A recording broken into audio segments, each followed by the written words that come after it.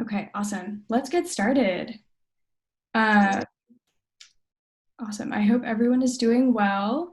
Thank you all for joining us today. My name is Kavya. I'm the founder of Young Not Broke. For those of you who may not have interacted with us before, Young Not Broke is a platform that's aiming to empower Gen Z, young adults, kind of everyone in that general category to take charge of their money through events like this one, through content on our blog and through our newsletter and on Instagram.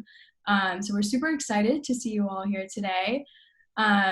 Today we are kicking off our kind of event series again for the rest of the year with a topic that's super duper important, credit and credit cards. I think for a lot of people, credit can be kind of confusing. For other people, it's kind of scary. And I think, people think that they understand everything about credit, but, misconceptions in this part of your personal finance can be quite pricey. So today we have Vrinda Gupta, the founder and CEO of Sequin, who I'm so honored and excited to have here with us today. Before I turn it over to her to introduce ourselves and kind of kick off the event, just a few housekeeping things before we get started. I'm going to ask that everyone put their questions and kind of comments in the chat bar, and Anna, who's also on Team YNB, she's going to kind of help me moderate that. We'll save all the questions for the end. So for about the first 20 minutes or so, Vrinda's going to kind of go through the presentation on credit cards, her top tips for credit, and then we will turn it over to the Q&A. And then, yeah, let's get started. We're also recording the event. So now on to you, Vrinda. Thank you so much for the intro, and thank you all so much for being here and spending your Thursday evening learning about credit. Hopefully this will be a fun event. And yeah, Kavya, if you want to go to the next slide, I can just do a quick intro. Yes. All right, so that's me. I'm Vrinda Gupta. I'm the founder and CEO of Sequin, which ultimately is meant to empower women with better credit information, better access to credit, better tools, and better rewards. But a little bit about my background and what brings me here.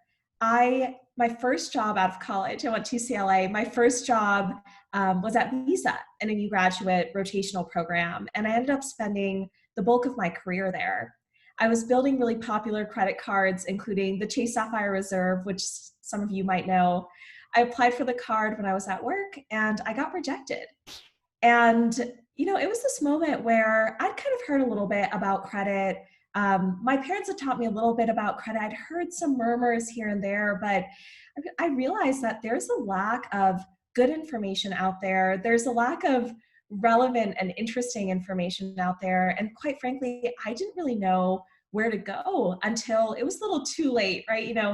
Credit is one of those things where you need to be thinking about it much sooner, and all of you are, and you need to be building it and doing that responsibly. And there are ways to do it where you don't have to sacrifice kind of on your lifestyle. You just have to be aware of the best practices. And credit is so important for so many things that we need in our lives. And you think about needing credit for your first apartment, to get a cell phone installment plan, ultimately for a home, ultimately for a car. But good credit is so important. Otherwise, you're kind of capped by a cash ceiling, and ultimately that caps your opportunity. So, I know the product is really woman focused, but these credit tips are universal, and so excited to spend the evening with you, kind of demystifying a little bit of credit. And feel free to be very active participants in the chat. I'll try to call that out as much as possible. I'll chat for about 15 minutes so you don't get too bored of my voice, and then we'll kick off a Q&A. So really looking forward to this. Okay, so high level, I know I talked about this quickly. We're just gonna go through how does credit work? We're gonna play a fun fact or myth game, just because there's so many myths about credit out there, and we wanna make sure that that ends here tonight. Sequin's top tips for building credit, and then of course the Q&A. And a quick plug before we start, if you could all just take 1 minute and sign up for our waitlist on sequincard.com. It's not a credit card application. It's more for us to just get information and updates out. We'll be sending event recaps not only for the women, also for the guys out there, and any way you identify. And also would love if you would follow us on Instagram too. We are always putting out great content, more tips. Yay, I see people signing up for the waitlist. It's so exciting. I get the alerts each time. So keep them coming, and please keep on signing up throughout this presentation. Okay, so time for a quick poll, trying to make this as interactive as possible. How would you rate your credit score today?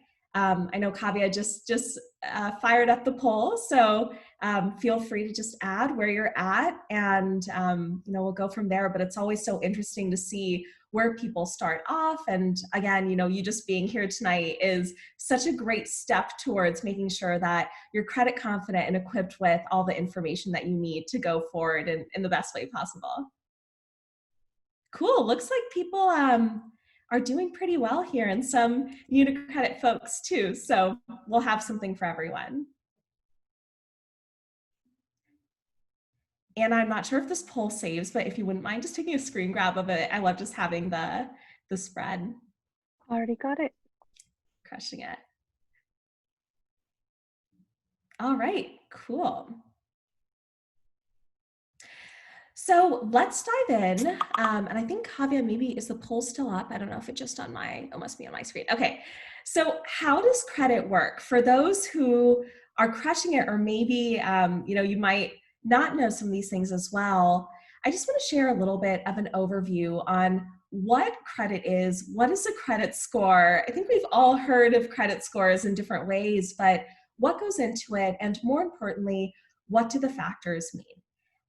So I want to start off by talking about a few of the popular scores. So 90% of lenders use a score called FICO, and FICO is basically comprised of these 5 factors.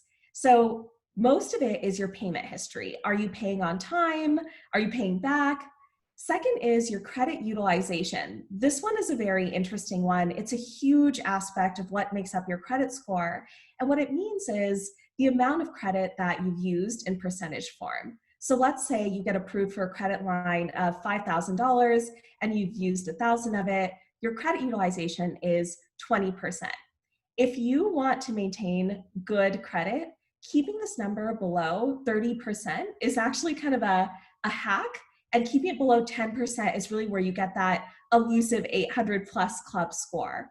Another kind of tip in here that we'll talk about more is not only paying off in full at the end of the month, but paying off multiple times a month to keep that utilization low, to make sure that every time your score is reported to the bureaus, then you are below that number. I know this is a lot. We'll go into it in detail later. Your age of credit. So this is really important for this population, right? Credit is kind of a chicken and an egg situation where you need credit to get credit. So make sure that you are credit visible, that you have a credit card in your own name. The problem with me when I got rejected was I had been an authorized user on my dad's card, and I was building credit for him. And so I needed to get credit visible on my own. And the best way to do that is twofold. If you're really new to credit, you can get a secured card, and we can talk about that a little bit later, or just apply for a card in your own name. So make sure you're not building credit for anyone else. The last 2 factors are smaller in your score, but recent hard inquiries, the difference between a soft inquiry and a hard inquiry is when you go to Credit Karma and you go to check your score and you're just trying to see what's up, then that doesn't actually go on your credit history. But if you go to actually apply for something like a apartment or a new credit card, then that's counted as a hard inquiry, and that's going to show up. The more inquiries you have on your credit history, the more suspicious it looks. So try not to be applying for a bunch of things and then, applying, closing cards, et cetera. That can really mess with your credit score. And then finally, the types of credit. So having a diversity of types of credit is really great for your score, including having a credit card, of course, using it responsibly, student loans, that's another piece that gets reported, having different types of installment loans. Just having a diversity shows that you're able to manage credit in a great way, and it shows that you're a responsible borrower. So when you go to actually apply for something, a lender can look at your FICO score, which is comprised of all of these, and you would have known what exactly to do.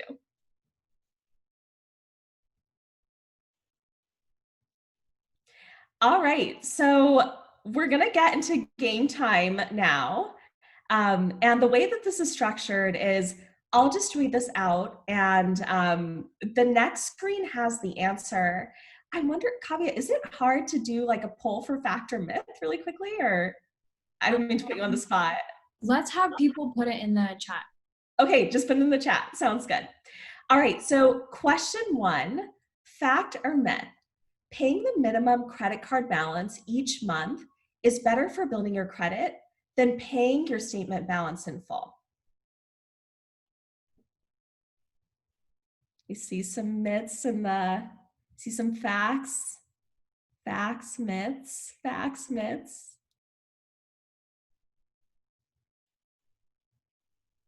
All right, I'll give 10 more seconds for the people to make their best guess or knowledge.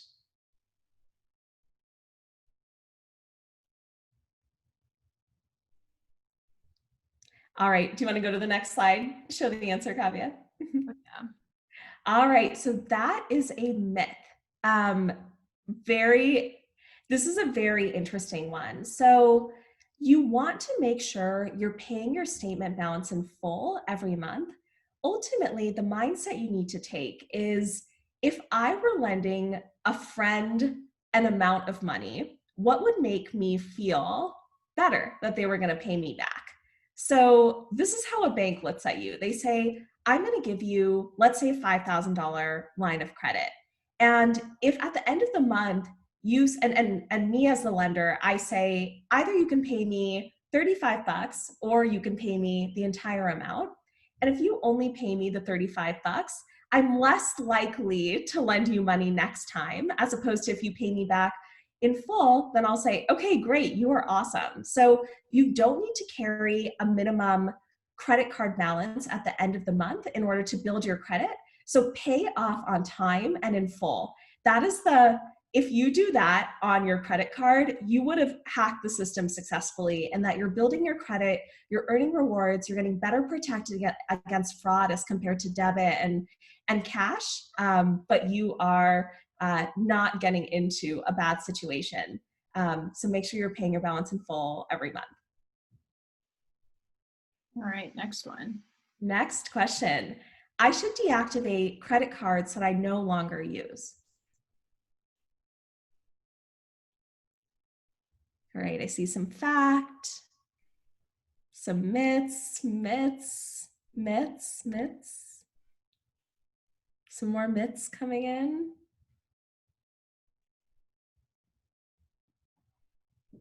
A few more seconds for those thinking. All right, so this is Kavi, you want to go to the next slide?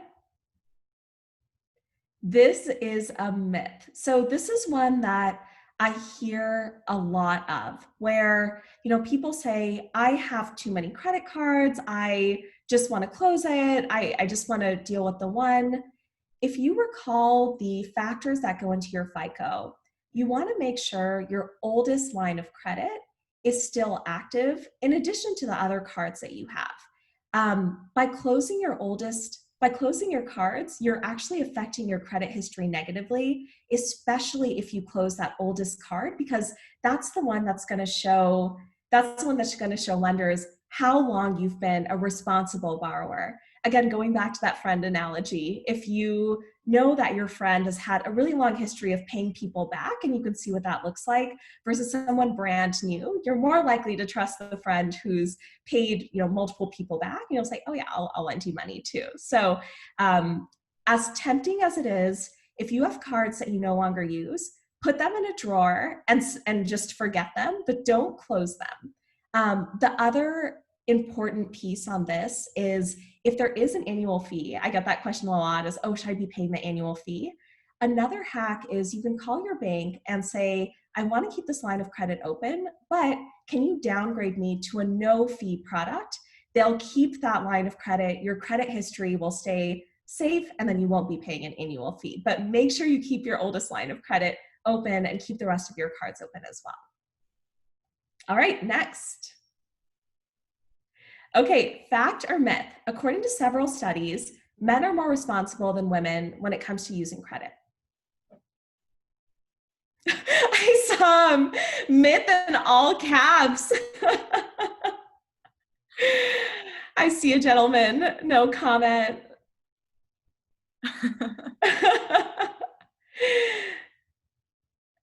See, fact, sadly, proven fact. Fact. This is a fun one. There's a lot of strong reactions to this.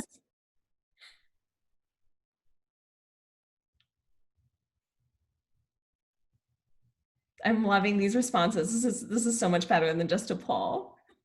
All right, Kavya, you can go to the next one. Reveal the answer here. All right, so this is a myth too. This deck we really created for Sequin women-specific content, and so it's fun seeing the gentlemen's responses in this. But there are so many instances in pop culture where women are shown to be irresponsible, shopping addictions. Some of the comments that I've received that are not taken well by me are, aren't all credit cards for women? And there's this, I think, stigma in society where women just aren't as responsible with finances.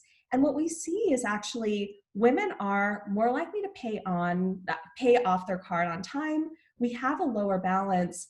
One of the challenges with the way that credit scores are created is that your line of credit depends on your income, and there is a such thing as a gender wage gap. So women tend to have lower credit scores, but it's actually not because we are less responsible. We actually, as I mentioned, have less debt, are paying off more. So ladies, do not let anyone make you feel like you are not responsible with your finances. You're crushing it. You're amazing. And shout out to the awesome male allies out there sharing their credit know-how. All right, next. All right, fact or myth? It hurts my credit score to check my credit score myself.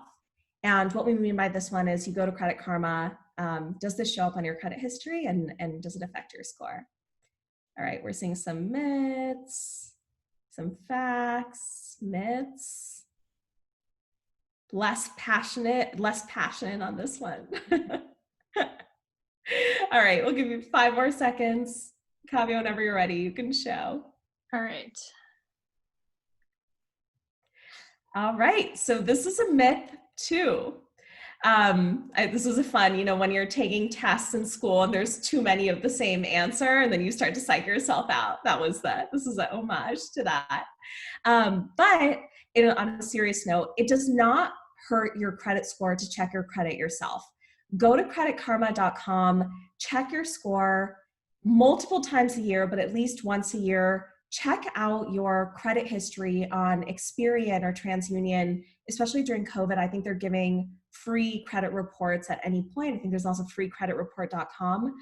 There are a huge number of mistakes on your credit report. And if you just dispute those, your credit score can skyrocket 40 or 50 points overnight. So I always say, if you just have, a few minutes and you're procrastinating, check your credit score. You can do a dispute really quick and it'll skyrocket, but make sure you know what goes into your credit history, where your score is at, and what you can do to improve it.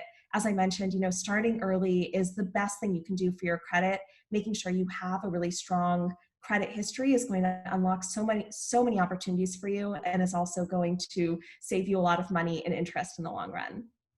Vrinda, it looks like we have a quick question here. Ooh, sure. Somebody asked, what is the difference between checking a score and a hard inquiry? Yes. So when you check your score on your own, let's say you go, as I mentioned, on Credit Karma, and there's a score simulator and you can see all of that. That's what's known as a soft pull. And that doesn't affect your credit. And that's just more of like, FYI, where am I at? It's more informational.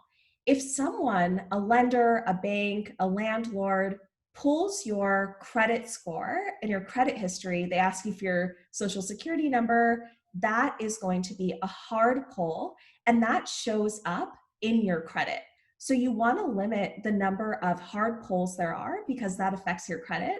And if you are in a situation where you're looking for a student loan or you're looking for an apartment, make sure you keep those pulls to a small window. So if you can do that in 2 or 3 weeks time and just keep it contained, that actually doesn't affect your credit as much. But don't be here and there applying for things, willy-nilly. That's going to affect your score. So be thoughtful as to the hard pulls for what you actually apply for, but check your credit score in a soft pull way often. All right. Okay, cool. So the fact and myth is done. You guys crushed it. That was actually a lot of fun. It was my first time doing that in this format. I've done it on podcasts, but I had a blast. Thank you for humoring me. All right. So Sequin's top tips for building credit. Some of these we've already talked about, and feel free in the comments to ask questions as I'm going along. If there's a term that you don't know, if I say something and you're like, I've never heard that, I have no idea what that means, or you said it and I still don't get it, this session really is for you to understand. So feel free to ask any questions. All right, Kavya, take us to the next slide. All right, so get credit visible, have a credit card in your own name. We talked about this early on, but especially as a young person, and this is my personal, I'm trying to share with the world because this is why I got rejected, as I mentioned, is many of us are authorized users on a parent or partner's card. And you need to make sure that you have a credit card because it is one of the best ways to be building credit. Again, use it responsibly, right? You don't need to carry a balance month over month. Just have some that you're using every month and pay it off in full and on time, but get a credit card in your own name. A great tool to do that is NerdWallet. You can go and take some quizzes and see where you're at. If you're truly, truly brand new to credit, consider getting a secured card. NerdWallet also has that. You can look that up. And what that is if you have no credit history, a lender doesn't want to take a risk on you. So what they say is put down an amount. So let's say I'm getting the secured card. I will need to put down $500 or whatever I decide. And that's going to be my line of credit. I need to pay it off.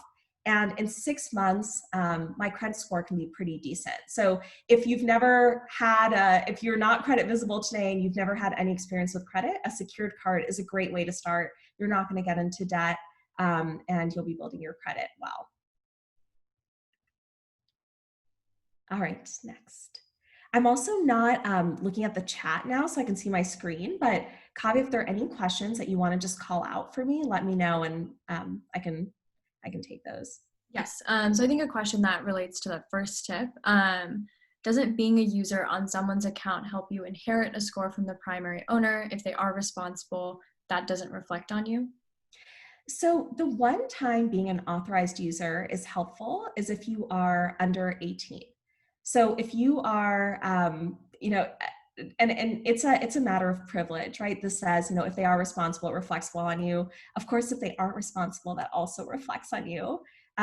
Best practice is up until you're 18, be an authorized user on a parent or partner's card, someone else who can kind of sponsor you. Make sure that person is responsible.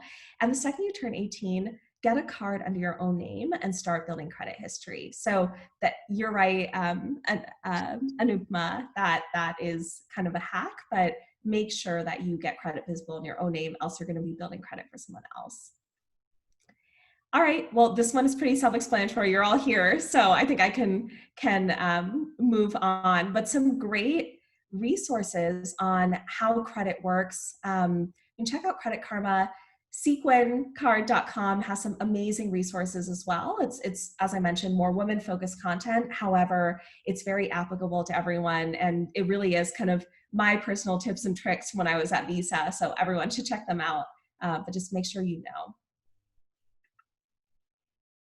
Pay on time and pay off your debt. So as I mentioned, the best way to use a credit card is pay it off in full, pay it off on time. You're not going to get into a cycle of debt that unfortunately is really common, especially when you're young and you're still getting out on your feet financially. And, you might think, oh, 1 month, I'll carry a little bit of a balance. It's fine. But you can get into a bad situation very, very quickly and very easily. If you are already in debt for whatever reason, there's a really great methodology called the Stonewall method. And basically what that means is you take your smallest amount of debt first, you pay that off, and then you just go kind of smallest to biggest. And in that way, psychologically, it's kind of like checking off a to-do list.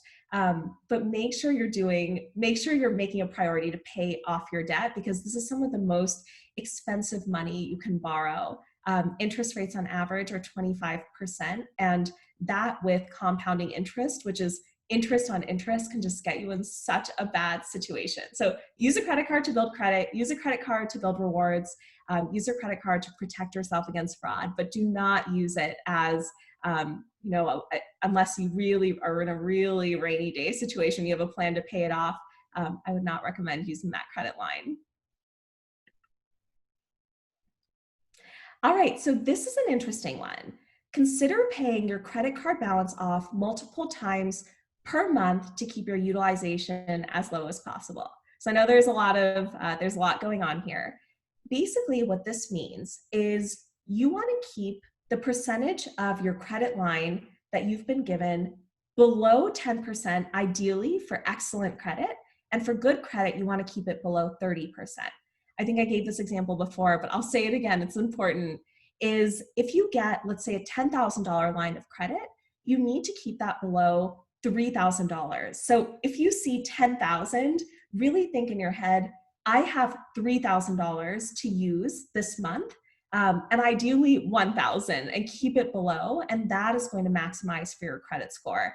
This is the secret of people who are in the 800 club, is you're keeping your utilization really, really low.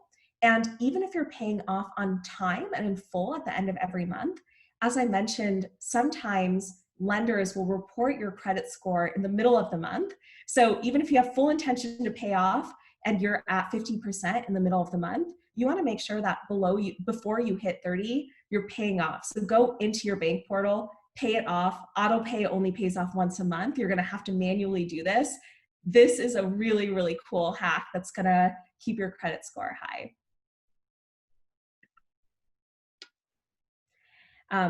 I don't think I need to say this again, but do not carry a balance if you can avoid it. This is the real challenge, and it's really hard to pay off credit card debt when you get it.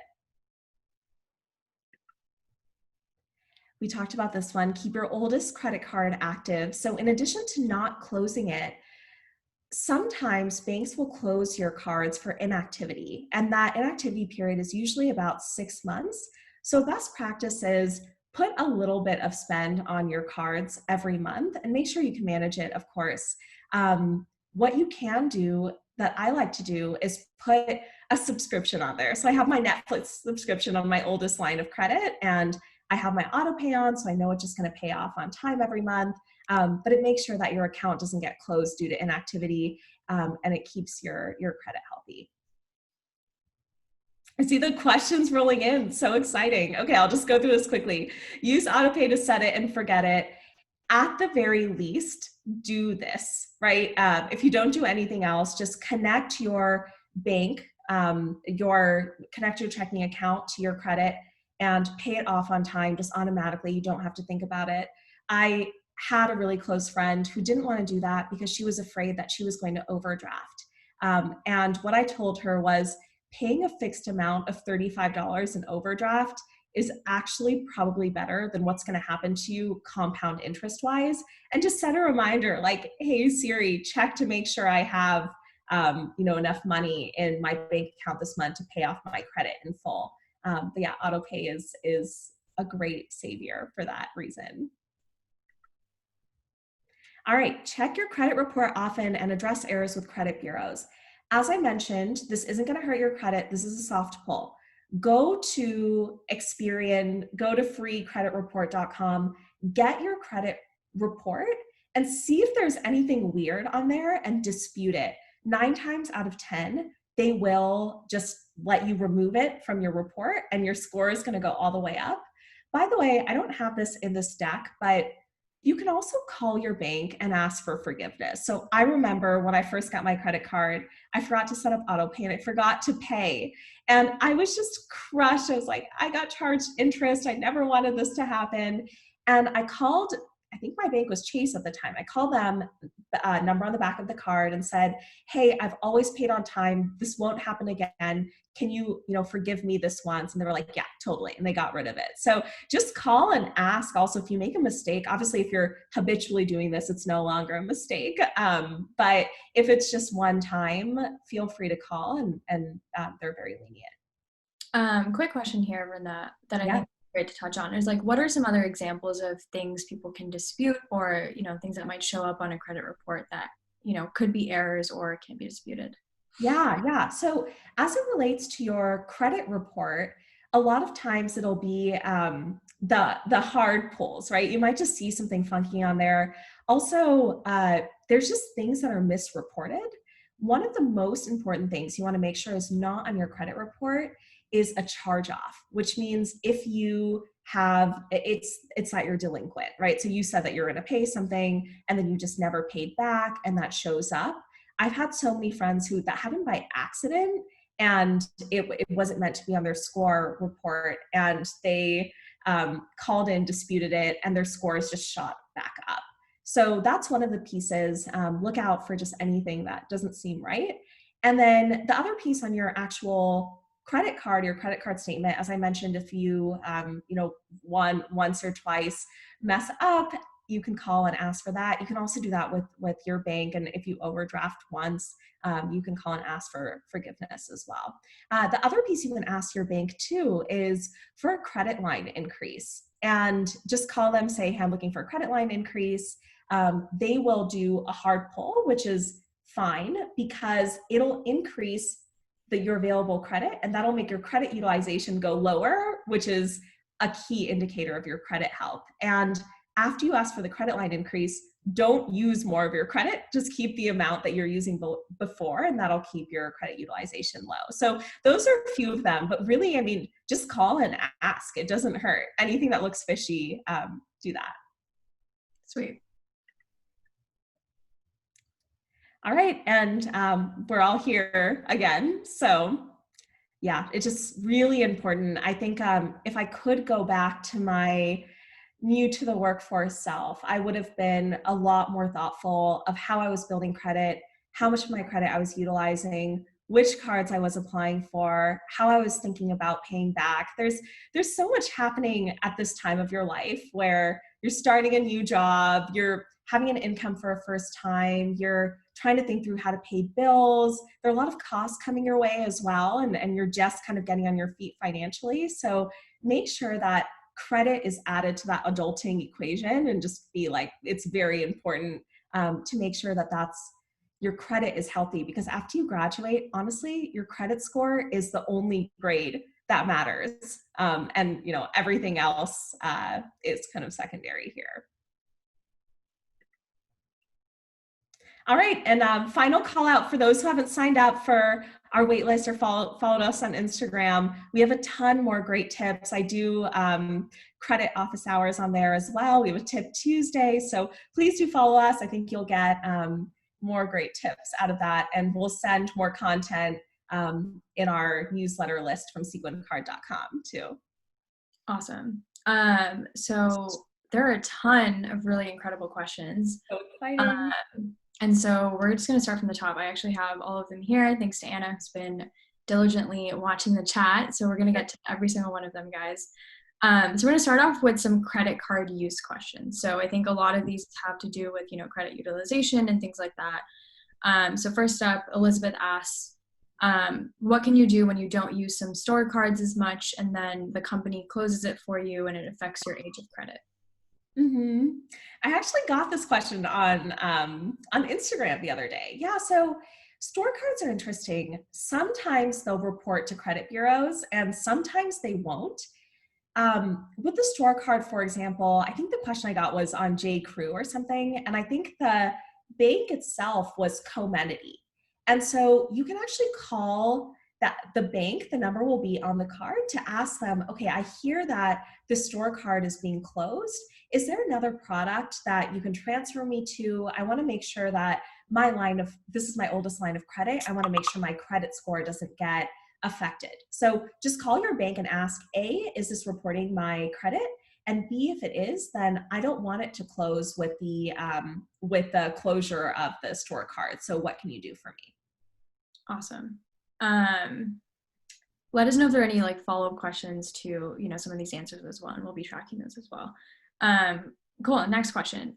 Do charge cards like Amex not factor into your credit score? And this is a question from Shiv. Charge cards do factor into your credit score with Amex.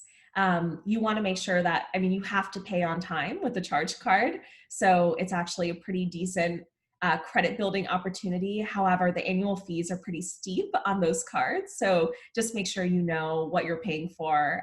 But it is building your credit, which is good. And for those of us who may not know what a charge card is, do you mind quickly defining what that is? Yes, yeah. So there are different types of credit cards. There's 3 different types. The first is a secured card that I mentioned, where you actually back your own line of credit. Really, the purpose of that card is to get you credit visible and get your credit history built. The second, which probably we're all the most familiar with, is revolving lines of credit, which basically means at the end of the month, you don't have to pay off in full, and that's when you get charged interest. And then the third option is a charge card, which means at the end of the month, you actually have to pay off in full. You don't have the opportunity to not pay off. But during the month, your line of credit is kind of flexible. So you actually might be approved for higher credit limits during the month, but that's also because you're paying off on time at the end of the month. So they're able to extend you more credit.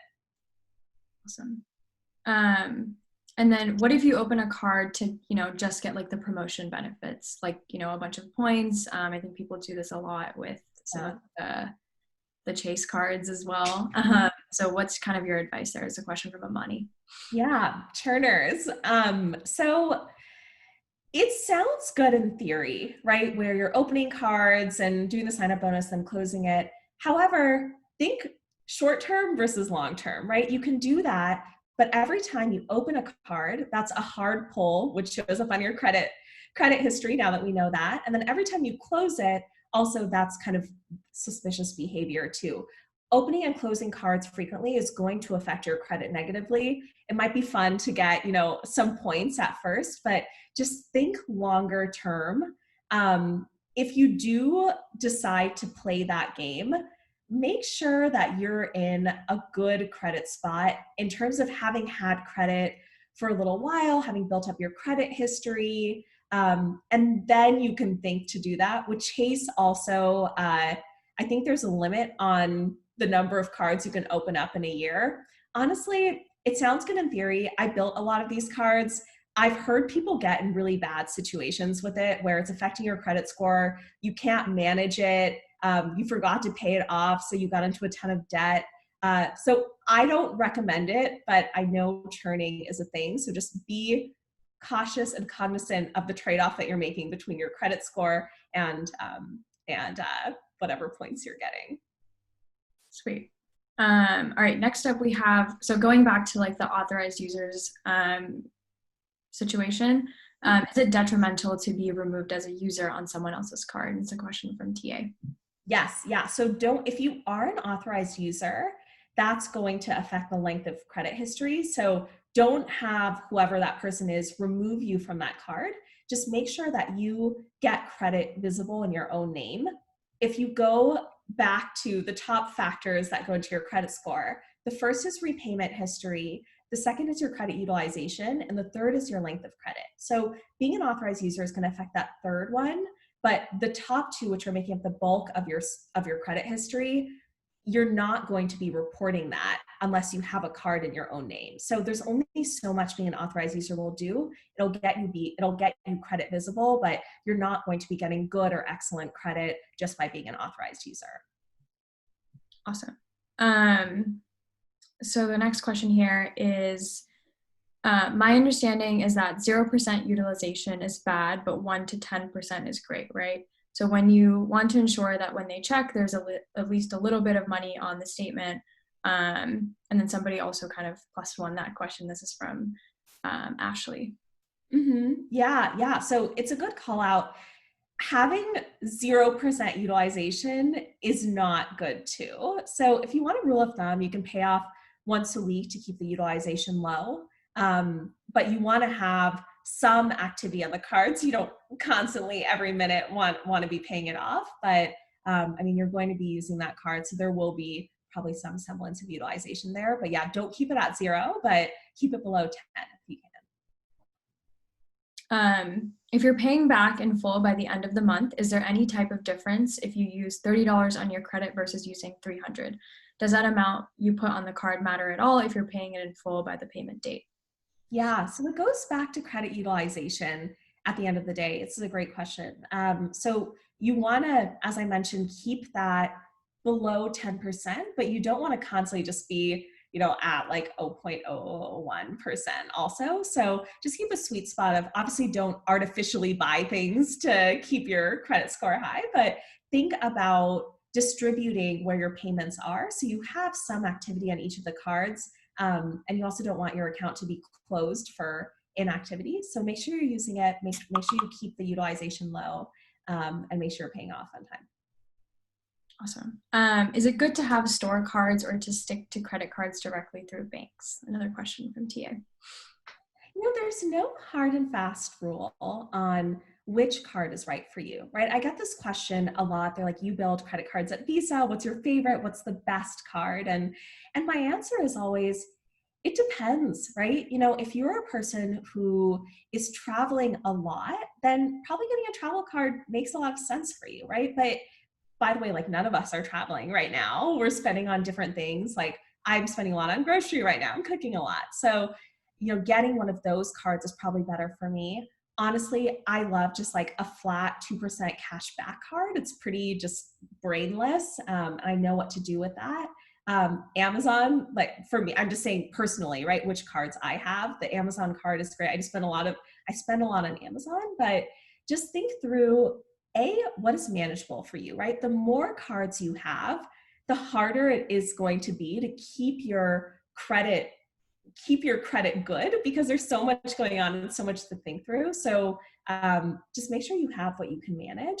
And then second, make sure you have the right card for you. And the right card for you might not be the right card for someone else. So if you see all of your friends applying for one card, it doesn't necessarily mean that, oh, I should get that too. Be really thoughtful about, okay, A, can I handle another card? Can I actually manage that? And B, is this really rewarding me on my spend and what my personal spend behaviors are? Awesome. All right, next question. How many credit cards is recommended, especially if you don't have other lines of credit? So same answer here, no hard and fast rule. It's just about what you can manage. Ultimately, I just say having one card that you're managing really well is good, right? And you're not really playing a rewards churning game, but again, like if you can't manage these cards and you're getting into debt or you're not optimizing for your credit utilization, then it's really not doing a whole lot for you. So there's no hard and fast rule. I would just say however many you can manage, and however many feels like it's rewarding you for your spend is the right answer. And there are a lot of great tools online to figure out what the right cards are for you. Like NerdWallet has some great quizzes, but don't artificially open cards and close them, and just make sure you can manage it. That's, again, it's kind of a short-term gain versus a long-term gain. Playing the long game, I think, is probably the way to build wealth ultimately. Awesome. So I think another question about the whole utilization at 0% thing. So if you pay off your entire balance at the end of each month, does that mean your utilization is at 0%? In a moment in time, but it'll reflect in your repayment as you paid off on time, and that's more important. Utilization is factor 2, repayment is factor 1. So if you're ever wondering about this utilization thing and you're like, should I pay off on time, should I not? Always pay off on time. If you pay off on time and in full, you're going to be golden. Awesome. All right, so shifting gears a little bit to some more credit score related questions. Mhm. So what's considered a good credit score? So, credit scores are typically on an 800 to 850 scale, depending on which score you're looking at.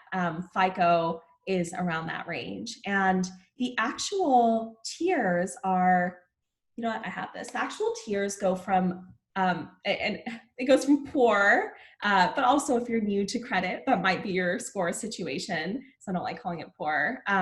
And then you have fair, and then you have good, and then you have excellent. Those are the four tiers. So let me see the actual range. Okay, I have it here. So 300 to 659 is poor, new to credit. 660 to 719 is fair. 720 to 779 is good. And 780 plus, so 780 to 850 is considered excellent. So that's why people say I'm in the 800 club, because that is an excellent score.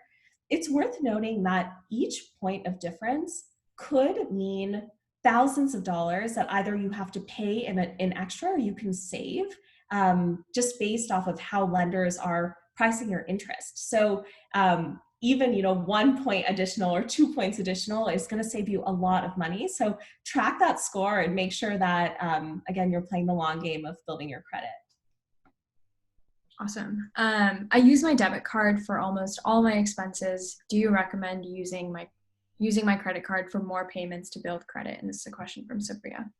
Absolutely. One of the personal vendettas that I have is against all of these debit cards that are offering rewards today, because initially the reason to get a credit card really is like rewards are exciting. We all know that. And it was kind of the master plan of, okay, you're also building credit in this way. My goal and challenge for everyone is move as much of your debit spend away from debit and onto credit. The caveat is if you really don't think you can pay off on time or you can't control your spending, then don't do that. But if you can commit to paying on time and in full, and you're really living within your means and using the tool properly, a credit card is going to be building your credit history. Debit cards do not do that. It's going to be earning you at least some semblance of rewards. So with the debit card, that's money left on the table.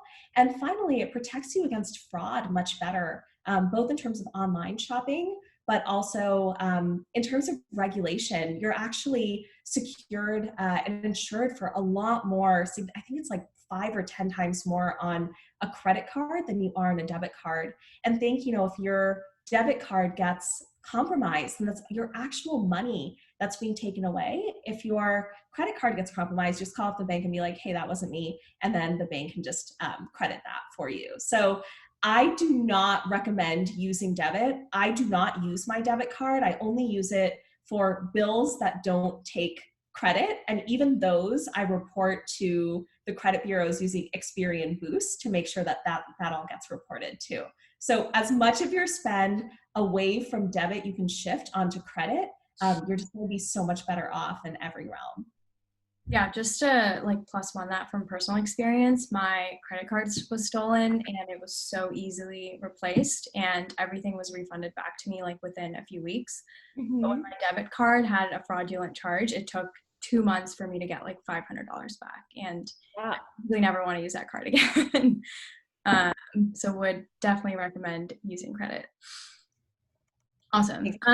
So people were asking kind of about ways to diversify your credit. So if you don't have student loan debt or car debt or any other sort of debt, Mm-hmm. is there an easy way to diversify your credit types? Most people just have credit cards right now. Yeah. I mean, the diversity of credit really is a 10% of your score. So I wouldn't try to optimize in that way. I mean, the answer to that is you could get an installment loan, right? Let's say use a firm to buy a mattress, and that means that you are diversified now. However, if you just optimize for your credit utilization and the other factors that we talked through, you're going to be fine. So no need to, again, don't artificially increase your spend because you're trying to improve your credit score. Just work with what you're spending right now and what tools you really need, and then use those responsibly. I heard that student loans don't affect your credit score positively or negatively. Is this true or false? And this is again like whether or not you miss your payments. Do they kind of hurt? Do student loans hurt your credit score? Yes or no? Yes, absolutely. So in that diversity of credit, right, your student loans go into that. Just think anytime anyone lends you something, it's going to go into your credit history. So student loans are really big. And yeah, make sure you're not missing your payments because that's going to make them more expensive in the future and that's going to affect your credit score as well. And that's going to make borrowing more expensive as well. Awesome. Does student loan debt get added to your credit card debt when they calculate your utilization for your FICO score? Good question. So credit utilization, keep it simple and just focus on your credit cards. A question that I get is the 10% rule, is that across cards or per card? And my answer is just keep it per card. And if you keep it per card, then it'll be the same way across cards. But each lender is going to be reporting your credit history to the bureaus individually. So you want to make sure that each of your credit cards is below ideally 10%, but if you keep it below 30, you'll be decent too. Okay. It looks like we hit all of the questions that we had. We Um, did it. yeah, Yay. we did it. So if people have any, other last minute questions, please feel free to put them in the chat. I'll give you guys a few seconds. Anything else that you wanted to touch on today, Vrinda? I'm just sharing our Sequin Card website. There's a lot of great content in there. If you click on the Sequin project, there's much more reading that you can go to. Again, sign up. If you sign up for the waitlist, it's not a credit application or anything, but we'll be sharing great credit tips on there. Follow us on Instagram. There's more tips there. But ultimately, if there's one thing to walk away with, credit is an amazing tool if used responsibly. And the best way to hack the system is to put all of your spend or as much of your spend as possible that can go on credit, put it on credit, live within your means, pay off on time in full every month. And then if you can and you want to take that overachieving step, keep your credit utilization below 10% and you will have an amazing credit score. But making sure that you're optimizing for your credit scores is one of the best things that you can do to build wealth and really get on the right foot. And it starts early. So I'm very, very impressed and grateful that you're all here tonight learning about credit and spending your time doing so, and share best practices with your friends, talk about credit, just spread the word that this is really, really important. Absolutely. We actually just got one more question. So someone just checked their credit score. Thank you for Yay! that. Okay. And they said that their score is different on TransUnion versus Equifax. Are either of those more or less accurate? So there are different bureaus. So the three big ones are Experian, Equifax, and TransUnion. And so each of them is going to have a slightly different scoring method. And what's kind of it's kind of challenging is what you see as a consumer is actually different than the scores that each of the lenders is actually going to use. So what does that mean? Let's say I check my score on TransUnion and I have a 670. When I go to apply for a card, let's say on Chase, they have their own underwriting algorithm, which is basically their way to decide whether you are credit worthy and how much they want to lend to you. So they actually don't take into account the exact TransUnion or exact Equifax. Those come together, create a FICO. FICO is just one of the inputs that these lenders will use, and then they'll put in other inputs as well. So basically, it's kind of just directional, and there's no need to freak out if there is, a few points difference here and there because they use slightly different methodologies. But ultimately, if you keep each of the factors within your score healthy, then you're going to be totally fine and get approved for what you want to get approved for. Awesome. All right. With that, thank you so much, Vrinda. That was such an informative and helpful presentation. And I thought it was super fun to, answer everybody's questions and play the fact and myth game. We admire your work with Sequin a ton and are so excited for the card to launch. So everyone, please remember to, check out their website, check out their Instagram, sign up for their wait list. So we'll actually be sending out a recording of today's presentation and Vrinda's like contact information as well in the follow-up email. So feel free to follow up with her if you have any questions. And if you'd like to get notified of more events like this one, please subscribe to the Young Not Broke newsletter by going to youngnotbroke.co. You'll also be able to find more incredible content on our blog and our Instagram. And so we do written stuff, we do many things on Instagram. We're going to do a ton more events like this in the upcoming months. So I'll hang around, just to answer any other questions that you may all have. But thank you all for joining us and have a great night. Thank you all so much for coming. I had a blast.